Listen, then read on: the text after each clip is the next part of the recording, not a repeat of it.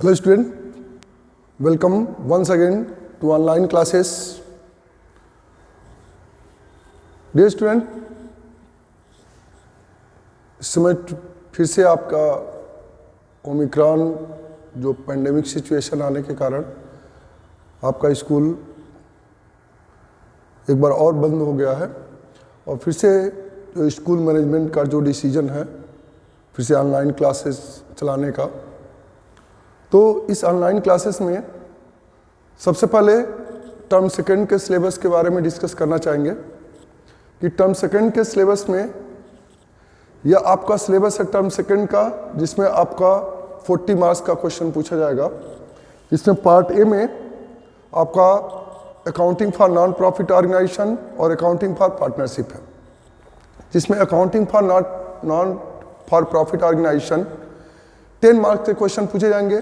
यह आपका chapter complete हो चुका है।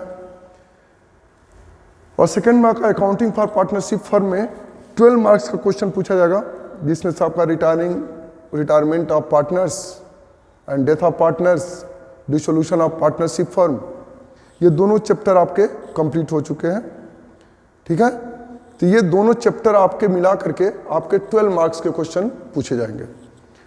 नेक्स्ट जो आपका पार्ट फर्स्ट में है, लेकिन ये अलग यूनिट है, कंपनी अकाउंट में अकाउंटिंग फॉर डिवेंचर्स, इसमें आपका इश्यू ऑफ डिवेंचर्स चल रहा है, जिसमें से आपका 8 मार्क के क्वेश्चन पूछे जाएंगे।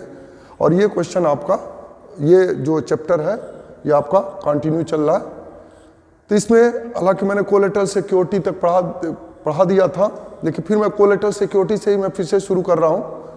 ठीक है, बाकी का आपका पार्ट बी में आपका एनालिसिस ऑफ फाइनेंशियल स्टेटमेंट है, जिसमें आपको financial statement of company, tools of financial statement आपको पढ़ना है, जिसमें आपको comparative and common size statement आपको बनाना है। और एक है आपका कैश फ्लो स्टेटमेंट। ठीक है, बाकी आपका ये कंप्यूटराइज अकाउंटिंग है, जिसको आपको नहीं पढ़ना है, यानी कि 10 मार्क्स का इसमें से आपके क्वेश्चन पूछे जाएंगे, जिसमें 4 मार्क्स का ये आएगा और 6 मार्क का आपका एक कैश फ्लो स्टेटमेंट आएगा। तो ये आपका सिलेबस है। ये आपका जो इसका डिस्क्रिप्शन है, नॉट फॉर प्रॉफिट ऑर्गेनाइजेशन में not for profit organization concept क्या है, receipt and payment account features, preparation कैसे उसका करेंगे, income and expenditure account features and preparation of income and expenditure account, ये भी आप पढ़ चुके हैं। बैलेंस शीट भी आप इस पर बना चुके हैं। नेक्स्ट आपका अकाउंटिंग फॉर पार्टनरशिप फर्म, तो अकाउंटिंग फॉर पार्टनरशिप फर्म में reconstitution of and dissolution of firm, retirement आप पढ़ ही लिए हैं। अकाउंटिंग फॉर डिबेंचर्स में debentures, issue of debentures at par, at a premium, at a discount, ये आप ऑलरेडी पढ़ चुके हैं। Issue of debentures for consideration other than cash, ये भी आप पढ़ चुके हैं, लेकिन इसी में आपका मैं यही issue of consideration other than cash से मैं शुरू कर रहा हूं, जिसमें आपको कोलेटर सिक्योरिटी शुरू करूंगा। Issue of debentures with terms of redemption, यह आपका बाकी है, ये पढ़ाया जाएगा। Debentures as collateral security concept, ये भी पढ़ाया जाएगा। इंटरेस्ट ऑन डिबेंचर्स पढ़ाया जाएगा। Writing off discount, loss on issue of debentures, ये आपके पढ़ाए जाएंगे। ये आपके पार्ट ए में है, जबकि पार्ट बी में आपका एनालिसिस ऑफ फाइनेंशियल स्टेटमेंट, जिसमें आपका फाइनेंशियल स्टेटमेंट ऑफ कंपनी में tools for financial statement analysis, जिसमें आप कंपैरेटिव स्टेटमेंट और कॉमन साइज स्टेटमेंट बनाएंगे। कैश फ्लो स्टेटमेंट में आप meaning, objective, preparation of cash flow statement.